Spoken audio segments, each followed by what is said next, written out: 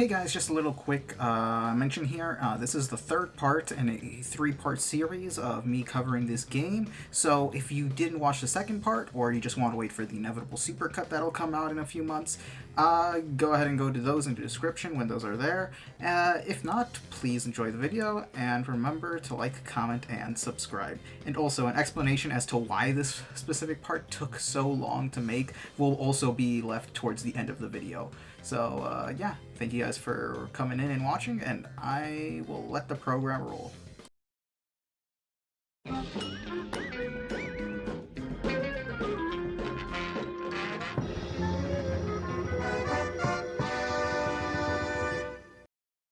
So, I don't know how controversial my opinion on this area is going to be, but I'm just gonna straight up say it. I did not have a good time in the shipwreck area.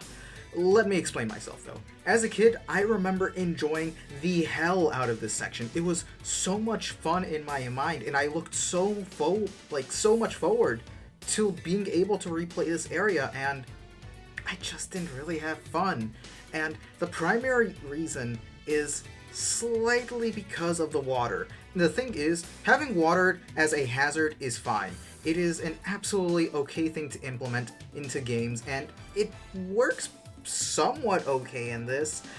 But the thing is, I enjoyed it in the caves and bottomless pits, but in this, it just comes down to the level design. The water hazard, as I mentioned, is a fine mechanic, but take this area here, for example. The goal is to raise the sails in a way that allows you to keep on going until you finally reach the end.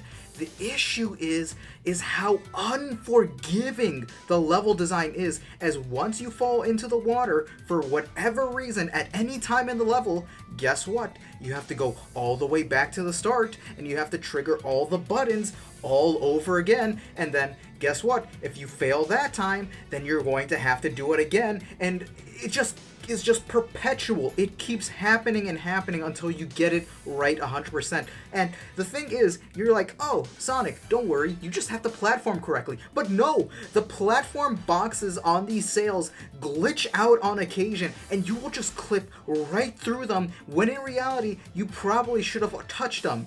Otherwise, once again, you start the game from the beginning, because guess what? The game failed to detect that you were on that platform box.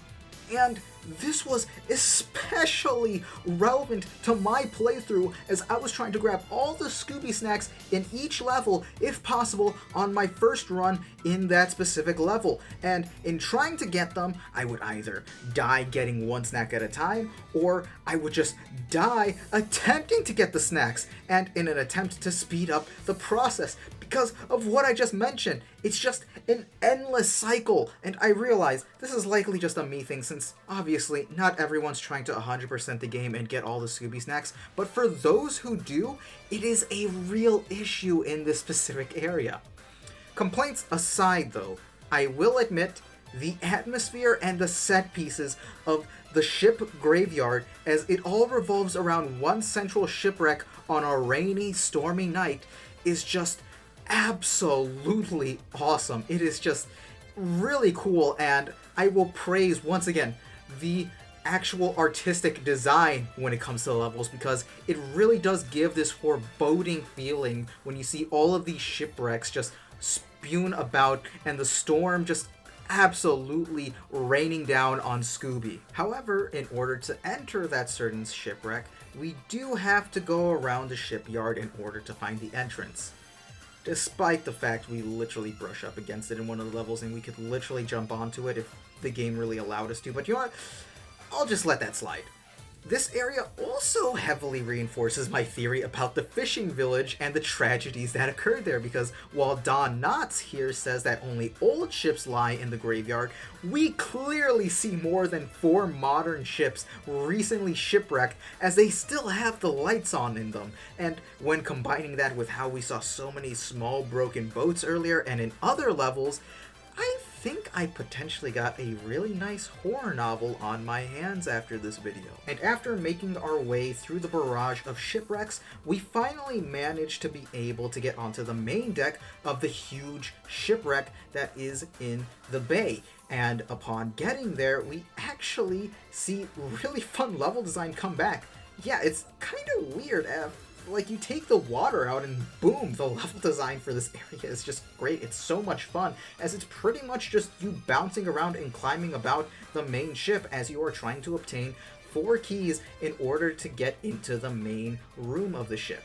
And once we do, we encounter our next cutscene.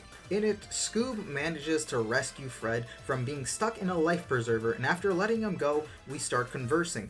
But before Scoob and Fred can get serious, the Mastermind just sneaks up behind him and shoves him into a barrel. Fred, now being stuck again, leaves us to fend for ourselves once more as the Mastermind summons our next boss fight, the Ghost of Redbeard. Hey! I've had a bellyful of your meddling. It's high past time I did away with you once and for all. I think you'll remember this old adversary of yours. He certainly remembers you.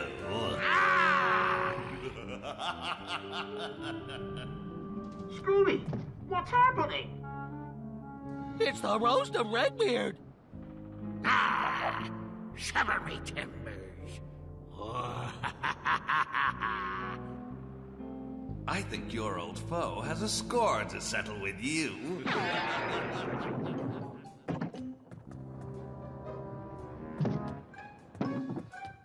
And this is so close to being a good boss fight, but it's just held back by a few things. However, before we get into that, I should probably explain how the overall fight works first though.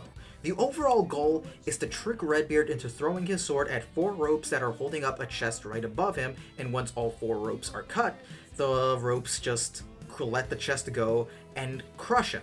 However, before he throws his sword at these ropes, he will proceed to send legions of ghosts that grow in size as the fight goes on that attack you horizontally, vertically, and then in an X formation before having to kill a few ghosts of Captain Moody.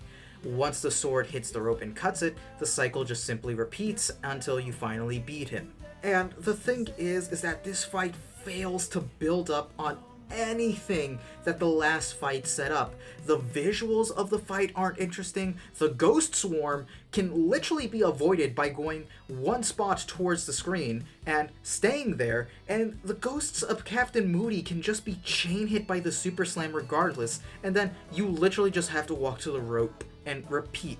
The worst part is that Redbeard himself doesn't really attack you either, because once you figure out what you're supposed to do, it's impossible to be hit by any attack he sends at you, since it's so slow and you already know where to go. The only hard thing about this battle is the Ghost of Captain Moody section, and even there, you're not fighting the actual boss. You would be dying to monsters that in any other circumstance you could easily dispose of. And look, I understand that they were likely trying to go for the whole fight the crew in order to fight the captain thematic, but it just doesn't work to the point where I feel like this whole fight needs a rework rather than some slight tweaking. And to make things even worse, I have even much bigger reason to be just disappointed with this boss fight, because this is the last boss before the final boss. So yes, I think I have a reason to be disappointed in this fight, because this should be hyping us up. The difficulty curve should have been increased here, and it just isn't. This boss is just simply too easy to beat, and the only positive I can really think of from this fight is the music. But once again, we have the issue that I brought up in the Black Knight Ghost boss fight, which is that the music just properly isn't like loud enough to enjoy. This boss is literally an utter disappointment on every level. The only cool thing about it is that there's a pirate theme to it, and you can't really go wrong with pirates. If they somehow went wrong with pirates, I think I would have just given up on writing this section in all honesty. I would just not even be speaking right now. But after crushing Redbeard, literally, we save Fred again, and while conversing with him about the mystery, Velma shows up, still panicking about the creeper chasing her, before Fred manages to stop her and show her that the creeper was actually imprinted into the lens of her glasses, and the cogs in their heads start turning. And then Shaggy also comes out of nowhere, and by combining all of what we've learned throughout our journey, the common conclusion is clear. Our next destination is the professor's secret underground lab. But Scooby and Shaggy, being Scooby and Shaggy, elect to stay behind with all the delicious food in the room. They do, and Shaggy actually ends up finding a bubble gum that will stick to anything and get stuff stuck. Then the ghost diver shows up and scares him away. And it is here where the game actually gives you your next upgrade, the bubble gum. This upgrade not only allows you to temporarily subdue enemies at a range, but also harmlessly bounce off of their heads and force them to stay in spot. This is absolutely such a great upgrade. Not to mention, the game allows you to actually experiment with the gun, as that's why they gave you the Ghost Diver enemy upon getting it. It's so that way he's basically a testing dummy for you to understand how this ability works. And while this is technically situational, I would say this is easily in the top 3 best upgrades that you get in the game if it weren't for the last upgrade we get. And honestly, it's so good because, once again, you are able to disable enemies at a range, which is absolutely insane. As long as you have ammo for this thing, you are absolutely good to go. You can just take out enemies. It even affects the ghost enemy. Yes, this is one of the only upgrades that can affect the ghosts, which automatically makes it so goddamn good. But after we take out the Ghost Diver and we go on our way, we are finally done with the shipwrecks, and we can move on and head to the sex dungeon. I mean, the medieval basement in the Mystic Manor. So we simply load ourselves into a cannon on the ship, let us shoot our way back to our courtyard, and we go on to take our next and possibly final adventure in the cellar, since we have finished all of the areas. So there's nowhere to go but down.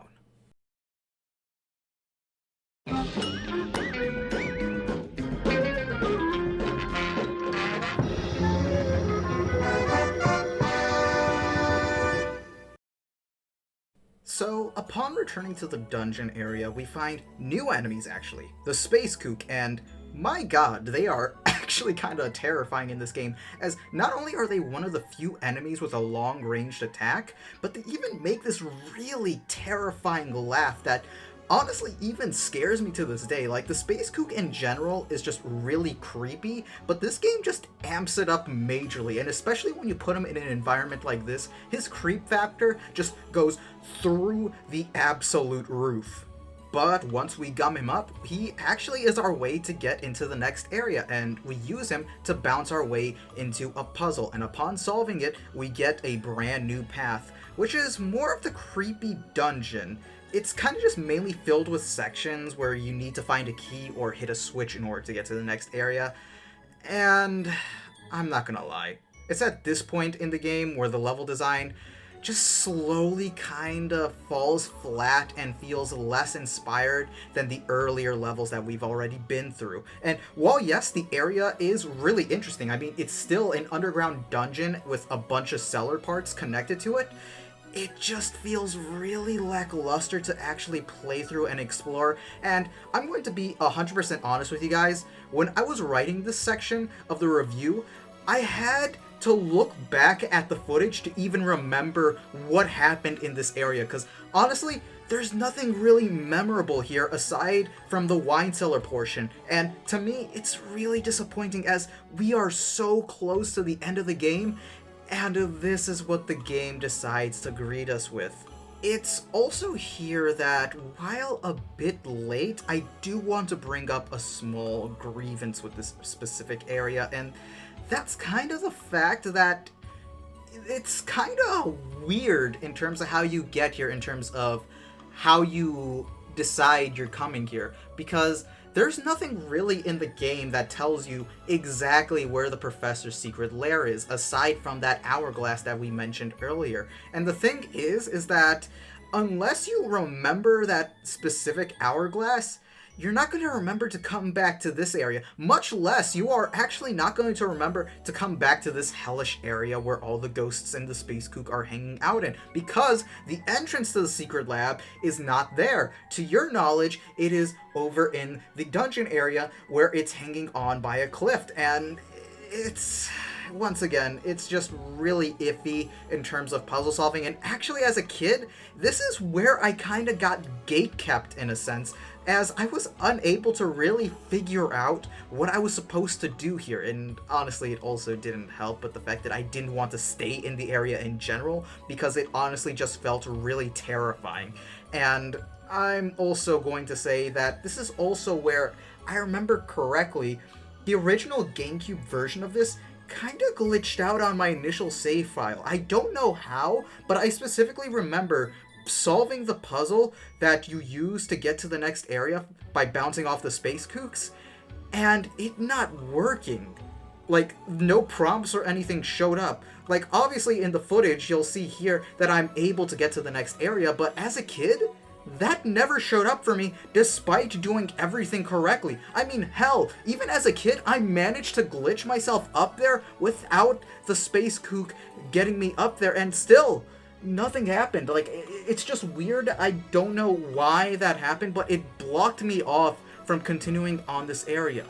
But rant aside, building off of what I was saying, this whole area scared me off as a kid, as it's really designed with tight claustrophobic areas, almost unkillable enemies, and honestly, the general eeriness, and once again, praise to the art team and the art direction that was chosen for this area, because it is just really effective at conveying horror. And honestly, while I don't necessarily remember the level design, I do remember that the area was really creepy to go through, and honestly, I feel like it could have been even better if it were going for more of a horror taste. But honestly, all this doesn't matter, as it's not even that difficult. Once again, it's just solving basic puzzles, and once again, it's not like the music can separate this area from being different either, because the issue is that the music obviously is reused from other stages, and honestly, at this point, if you guys have not noticed, I have slowly phased out from using actual music from the game, simply because I've been running out of music to really post that doesn't really sound, in a sense, generic, I guess you could say, because once again, that's the problem with a lot of the soundtrack. It can just, once you're done with one thing, it sounds like another, and that kind of just sucks. And once again, it just does not help this area's case. It's just forgettable. The first 3 levels of the dungeon are mainly forgettable, and getting into the wine cellar area is at least memorable, as we see things like the wine room, like a freezer room. However, our main purpose here is the laundry room, because inside this laundry room is our final upgrade, and our main purpose of crawling through the specific areas of the dungeon. It's the soap upgrade. This acts like the bubblegum in a way of simply disarming the enemies, but it also holds them in place in a bubble that acts like a solid object that you can jump on and use as a platform. This upgrade is also what allows us to unlock the final area where we found Shaggy. So, I honestly don't know what to say about this area, to be honest, after that. And honestly, recording this right now, I think I realized why this area kind of seemed forgettable, and that was just kind of, it was padding, I guess you could say. As I mentioned earlier, the game is already relatively short, so this area was likely added just to increase the time that you spend here, as it's kind of likely that they meant to give you the soap upgrade after you finished the ship area, but then as it turned out, it was a wee bit short, so they wanted something to extend the game outwards. That's what I'm assuming. Once again, until I actually get to interview someone who worked on the game, I can't say any of this for certain. But what I can say is that it kind of felt like needless pandering. It's literally just a basic upgrade to what we just got, and honestly, there's really not much differentiating the two, as they basically serve the same purpose, and if anything, make Scooby more overpowered because the soap and the bubblegum upgrades use two entirely different ammos, meaning you can at max have up to 10 different, or not 10, you can have up to 20 ranged attacks that can disable enemies, which is absolutely ridiculous and honestly just gets rid of all tension in the game. But that's a whole entire different thing, which we will talk about later. But until then, we use the upgrade to get us to the next area where we found Shaggy so long ago in this playthrough. It was literally the last part, I think. So you know what? Let's go and end this adventure once and for all.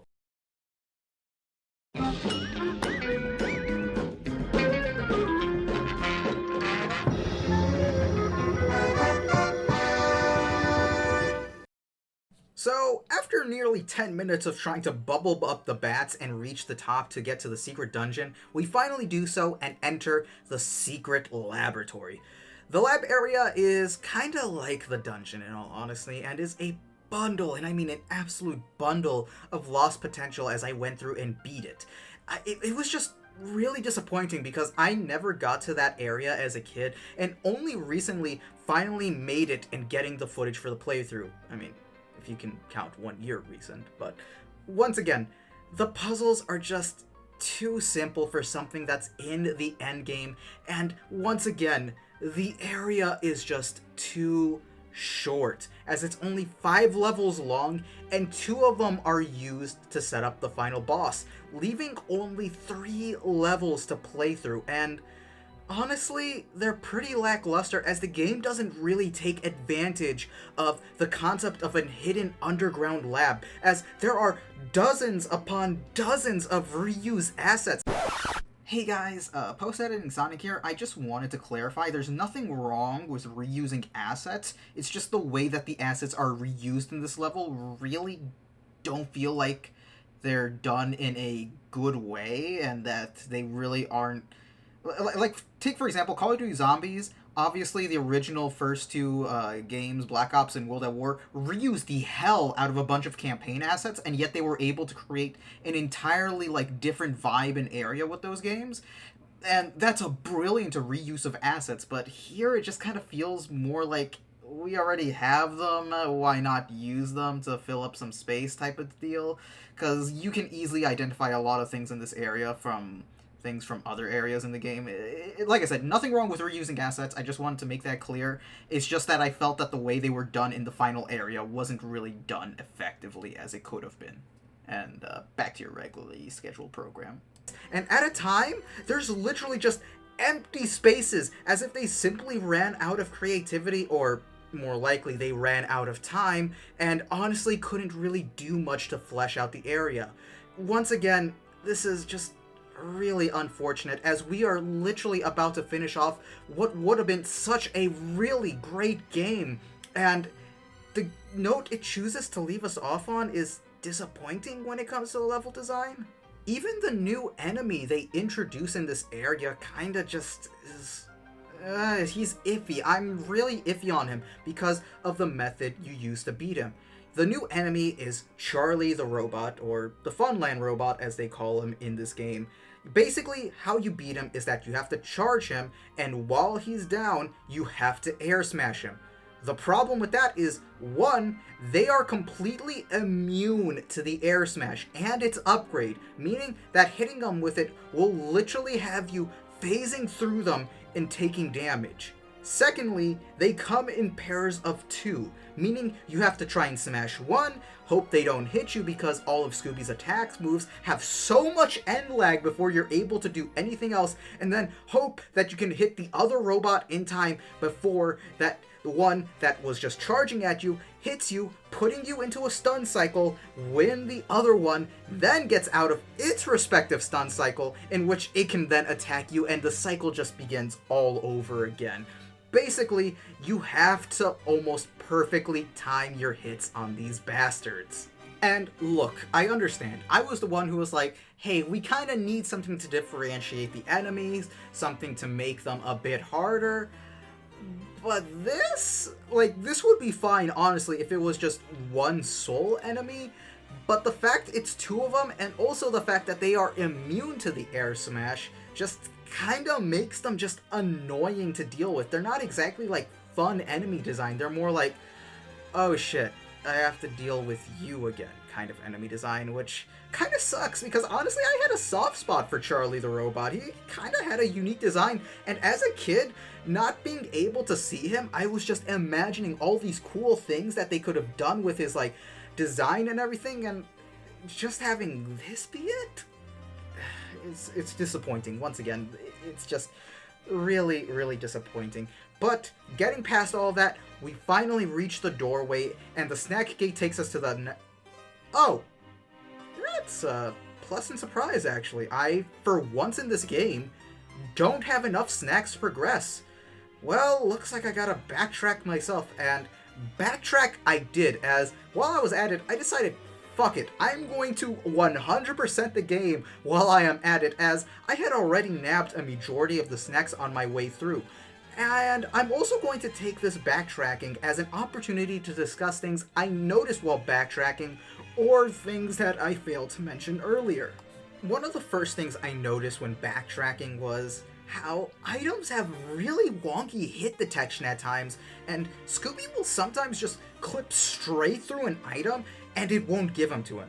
Which, in tandem with another issue, is hidden snacks, which is really BS and super annoying when you're missing that one snack to 100% the area. And actually, some of the snacks are hidden to the degree where I needed to look up a 100% run just to find out where certain snacks are. And that kind of leads into somewhat of another issue, and that's the camera angle in some of these levels. Honestly, the camera really isn't that bad in this game. It's just that when you have a collectathon and you're trying to 100% it, the camera angle should show everything that you can collect in that area and not just hide off something, because like I said, oftentimes I would find every single snack in a level. I would break every single item only to find out the last snack was literally something I couldn't see.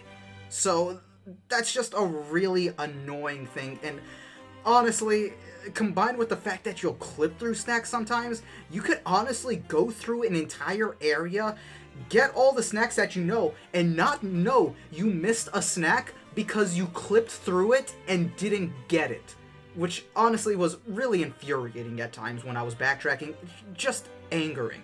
Another thing that I noticed that was really annoying while I was searching for snacks is that buttons in certain areas don't stay pressed, which makes backtracking to certain areas super annoying, as while some buttons can be metagamed with the upgrades you've gained along the way and passed without pressing them, other areas force you to do the thing all over again. And I'm looking directly at you, Shipwrecks area. You were so annoying at times for that point. And my final issue has to do with the soap and gum upgrades. Well, technically it's two final issues, but I want to tackle the wonky input that is the soap input, as it requires you to hold both Z and L on the GameCube controller in order to shoot out the soap. The issue is that the L button is the same button you use for shooting out gum, meaning there will be occasions where you need to shoot out a soap bubble, but misinput it and end up shooting out gum, which is annoying because you then have to wait for the gum to wear off and hope you don't mess up the input again.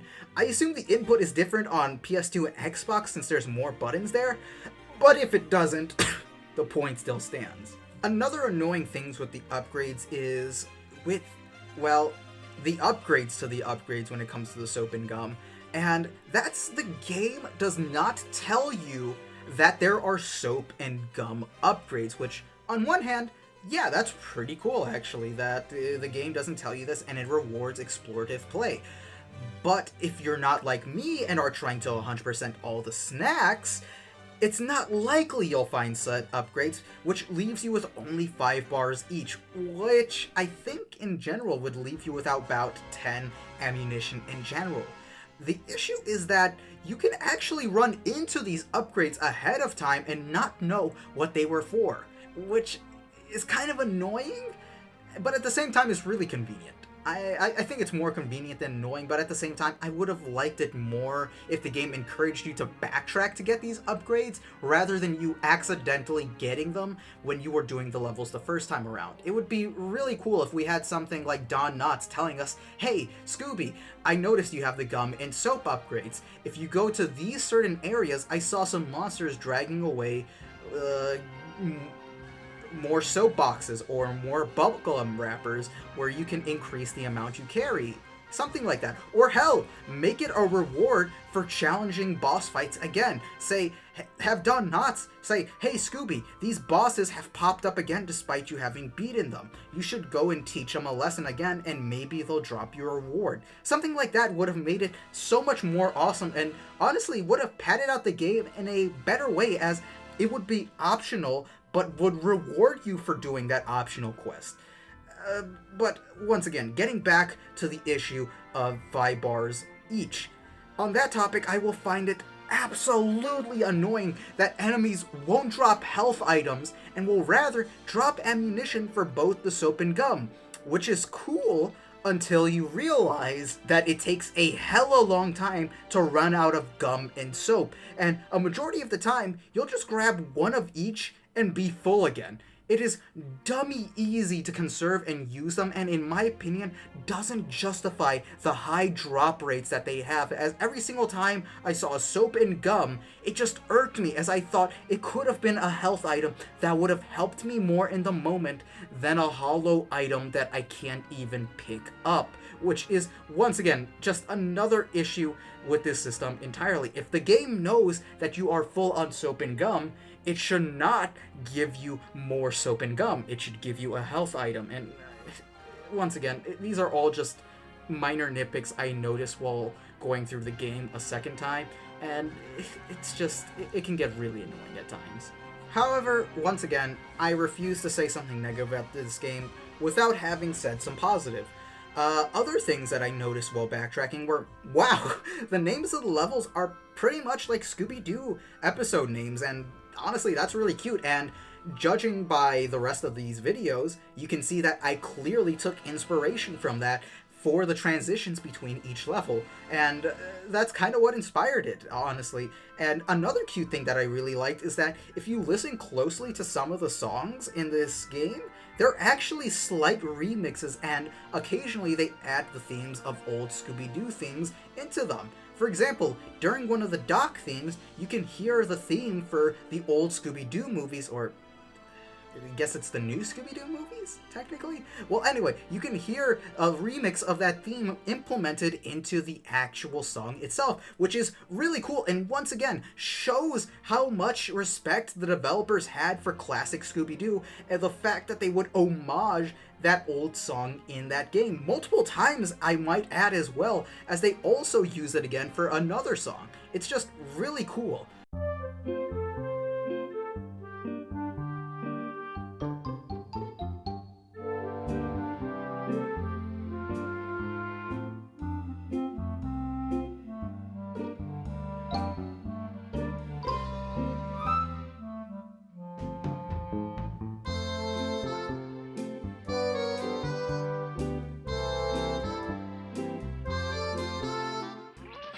Scooby-Doo, looking for you. Scooby-Doo, where are you? Over there! All the stars are here, waiting for you. Couldn't have a show without you. Scooby, Scooby-Doo, Scooby, Scooby-Doo.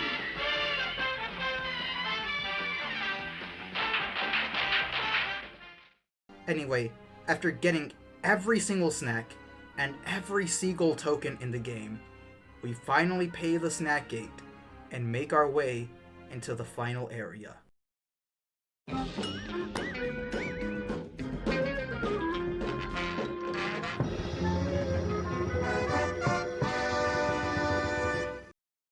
So upon actually opening up the snack gate door, we are greeted with Shaggy being suspended above a shark tank, out of all things, which makes me wonder, one, why is there a shark tank in here? And two, I'm now curious if the shark was originally going to be used for the dock area, the fishery, and maybe even the shipwrecks area as a hazard. But anyway, after getting Shaggy out, he guides us to the way out, and we reunite with the gang here. Also, the game gives us some final upgrades to our soap and gum supply. It's also here we discover that the professor was using acid from the lab in order to create super holograms. So basically the professor is just Seto Kaiba, basically. But knowing this information, Fred throws together a plan to finally take down the mastermind. And after that cutscene ends, we're given one final door to enter through. And within, we start our final fight against the mastermind. Ah, yes. Soon it will all be mine. My brilliant plan is working perfectly. All that remains is... What? Impossible. How did you, a worthless cur, make it this far? I don't know. Well, your luck ends here. As well as all 9 of your lives. I think that's cats. I'm not a cat. Shut up. And it's here that I really want to praise the music direction, solely because it is so good thematically for the game, because it plays the Mystic Manor theme that we have heard since the beginning, and since that first initial cutscene when we started the game, and things have changed. It really shows not only the player's growth, but Scooby's growth, in terms of how the journey has changed them. I mean, think about it. When that song initially played for us, we were all alone, scared, no upgrades, unable to take on practically any of the monsters on our own. But when this song plays now, we are able to not only quip around with the Mastermind, but get him to actually break character. If you'll notice, the Mastermind completely drops his stoic and confident demeanor as soon as Scooby even makes fun at one little thing about him. And it absolutely shows how both Scooby and the player have changed in such a dramatic and amazing way. It's like a little nice touch that they didn't need to do, but they did, and it is just absolutely amazing for that reason.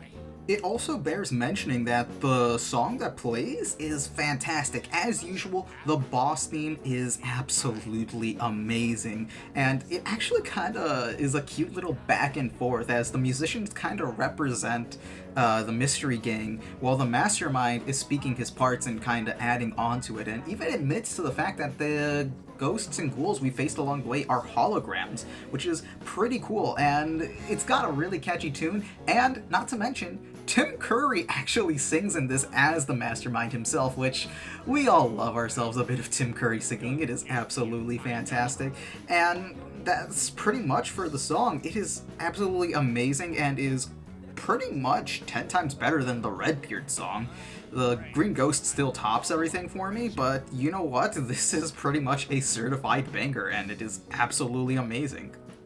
The boss fight itself is, unfortunately, nothing really special, as you mainly fight against legions of Space Kooks and Charlies, which grow in number the further you get to the end. However, the thing that absolutely destroys my enjoyability of the fight for me is the Charlies, for the reason I mentioned earlier. To give more context on why that is, in order to deal the final blow to the Mastermind, you have to head bash him and then knock him into an electrical current. The issue by doing that is unlike the previous phases where you have a bunch, and I mean a bunch of Charlie robots continuously respawning, meaning you have to deal with the robots in a timely manner and hope by then the Mastermind hasn't moved, and then you have to hit him further towards the current because he rarely stops in front of them, and hope you can deal with the robots that respawn while you're doing this before the Mastermind gets on his feet again and then teleports and moves to an entirely different location, starting the cycle again. And oh, don't forget, you can only hit one person at a time with the headbutt, meaning if you miss time your attacks even by a second, you will get hit, and that hit will result in a chain of you getting hit continuously until you die and are forced to start the fight all over again. And while yes, the gum can temporarily stop them, that's it. It temporarily stops them, and not for enough time for you to get to do what you need to do in order to beat the final boss. The final phase of the fight can absolutely be frustrating, and part of the reason I was able to beat it in a timely manner was because I got lucky and somehow hit both Charlies in one hit, and as a result was able to position myself in a good way to hit the mastermind into the electricity and do the final blow. And it was just frustrating. I don't know if it's going to show in the footage or not, but I had to restart this fight so many times. So many times I would get to that final portion only to die because I got chain hit by the robots and by the mastermind, which was just absolutely annoying. It was just the dumbest thing I had to deal with throughout the entire game. Say what you want about Redbeard's ghost and the Black Knight ghost fight, those had some form of entertainment to them. This one towards the end does not. It is just hard for absolutely no reason. And honestly, I get the feeling why the Charlies were designed the way they are was because they knew they would put them as a boss fight basic monster, similar to the witch and the plants in the other boss fights, which was just annoying. I don't like the fact that that was likely the reason they were created, and I'm just complaining here, so you know what, let's just move on. But once you manage to do that, you pretty much shock the mastermind to such a degree that I'm questioning, how is he not dead from this? It is literally a beam of electricity being shot through 2 Tesla coils? That's pretty strong. They literally build cages to protect people while they're in the Tesla coils. It's weird, but you know what, it's a cartoon, so we shouldn't really go deep on that. But in the end, we finally unmask the mastermind.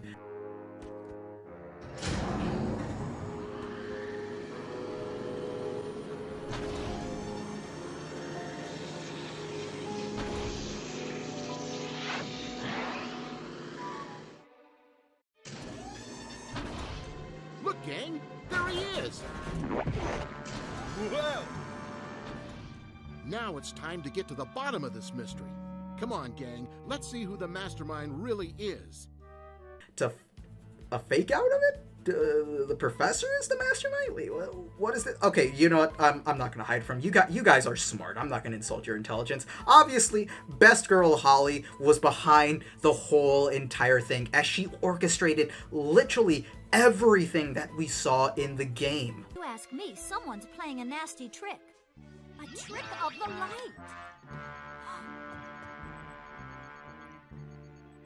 Wow, that was just another hologram.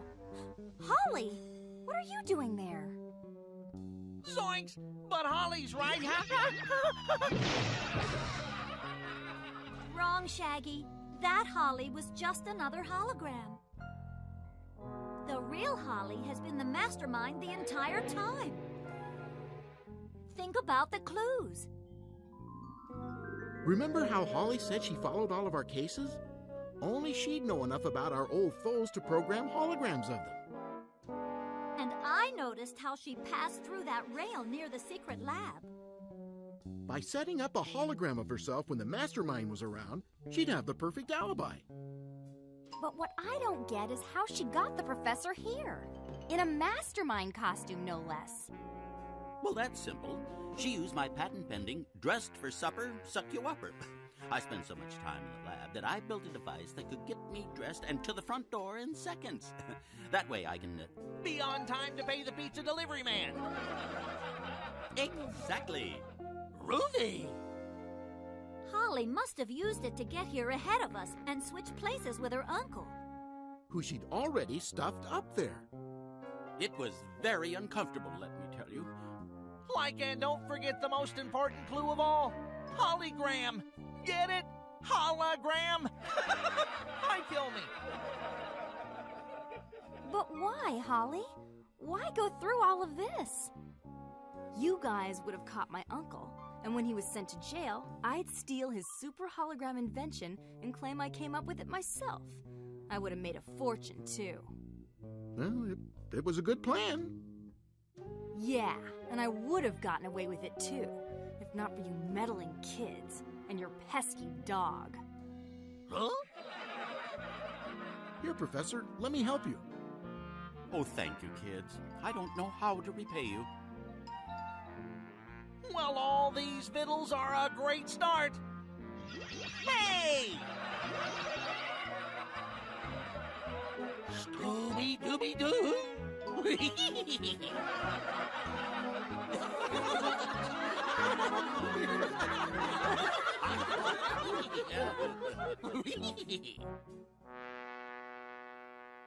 Also, Don Knotts gets a really funny scene and gets in on the action as he's really annoyed to find out that he was even a suspect in the case and goes on a complete rant about whenever something bad goes on, people always blame the groundskeeper, and it's honestly just hilarious. It really makes me want to go back and watch the old material that he was in, because honestly, judging by this, he was a really funny dude. Wait, Fred, I think I know who this guy really is. It's that spooky groundskeeper, right?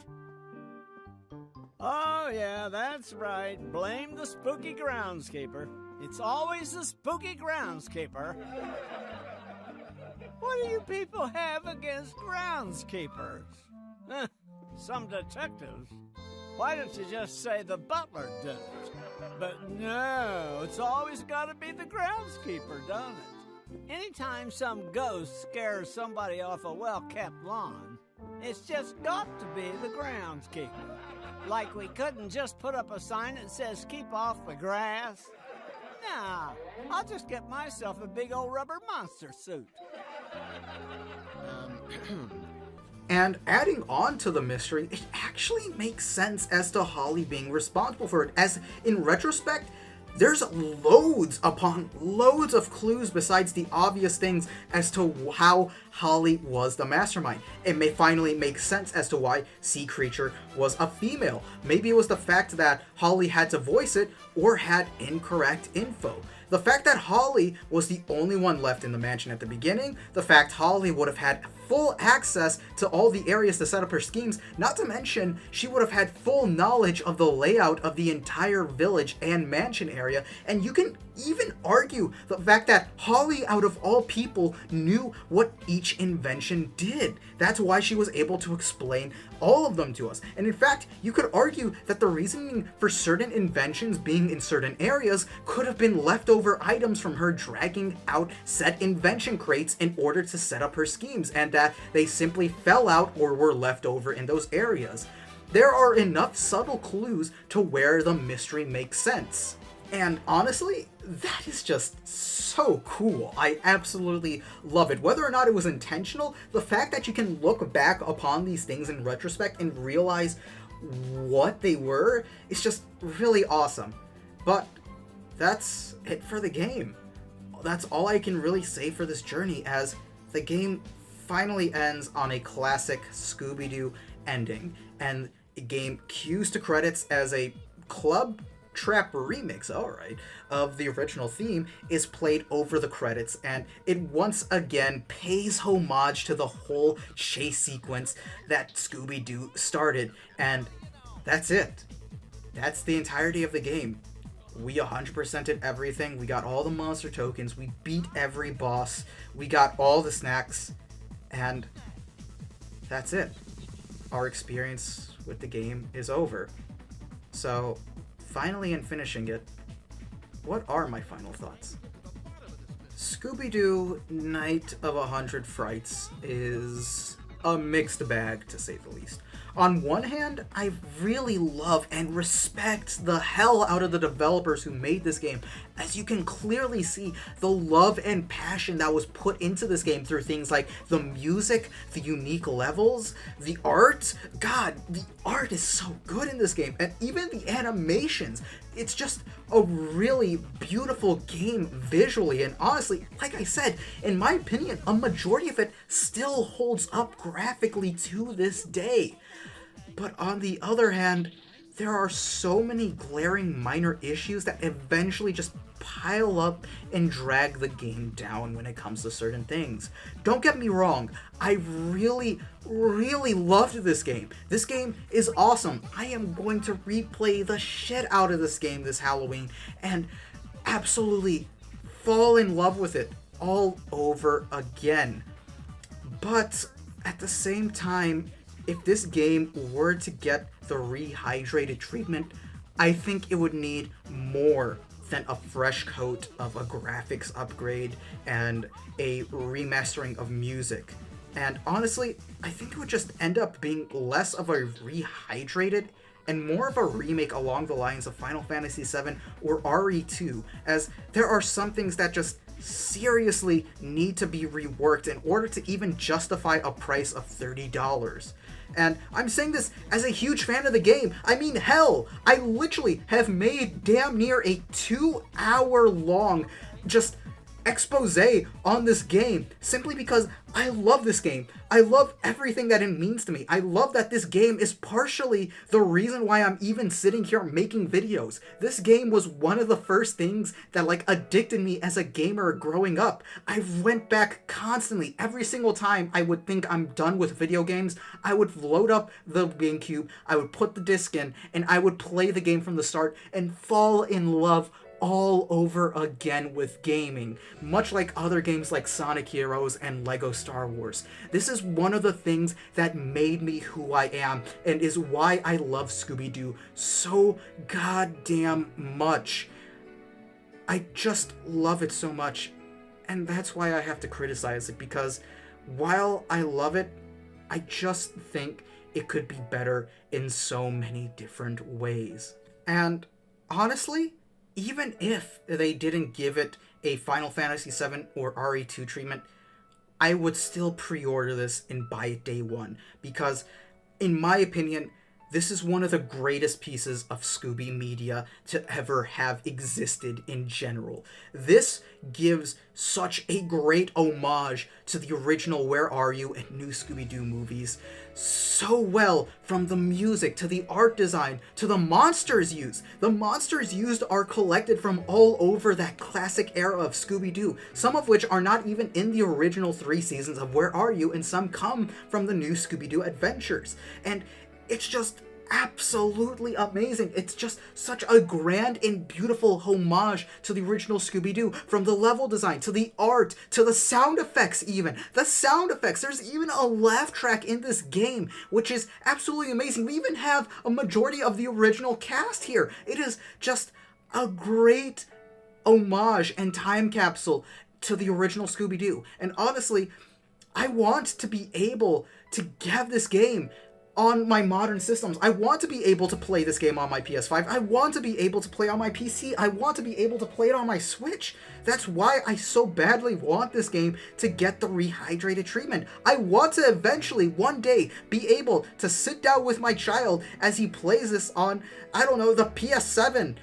This is such a great game, especially for children, and I love it so goddamn much. And while yes, I am going on an absolute rant here, I want you guys to know that the reason why I went through all the effort to edit this video, to go through such a strict schedule to get all parts out on time, was because I love this game so much. And the reason why the script took a year to make, just once again, this is something I wanted to get right. And even if one of the developers sees this video and they see how much I care about the game, I just want them to know that they just created such an immense and important part of my childhood, and that's something that can never be taken away from me, and I know is something that was given to so many other kids growing up. And I hope that if this game gets rehydrated, that there will be another child that grows up with this game to eventually have the same thoughts that I did, and that this was one of the games that made them realize that they want to love and pursue video games as a hobby. And while I admit it, that the game not only kind of deserves the 3.5 stars, but in my opinion, this game deserves another chance to prove itself. It deserves another chance to be out there and to be with another generation as they grow up to love Scooby Doo. And that's why I think not only Scooby-Doo Night of 100 Frights deserves to be re-spooked, that's why I think that Night of 100 Frights is by far one of the best pieces of Scooby-Doo media to have ever been put into existence. And that's it. I hope you guys liked the video, and I'll see you next time. Hey guys, so this is me recording this when I'm pretty much about to make the final product, and literally at this point all I would need to do is just export it. And I just really wanted to, one, explain why I haven't uploaded in case you didn't see my last two videos. So the reason why the last video came out so delayed was, well, one, the video was originally supposed to come out the week of Halloween, but that didn't happen simply because I was going to go see my girlfriend in college at that time, and I couldn't finish up the video fast enough.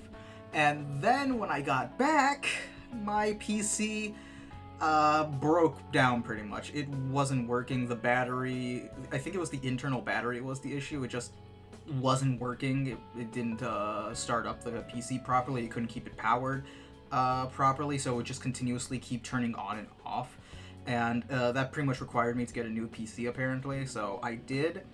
And then, not only that, by the time that whole situation, and by the way, I live near a firehouse now, so that's why that's there.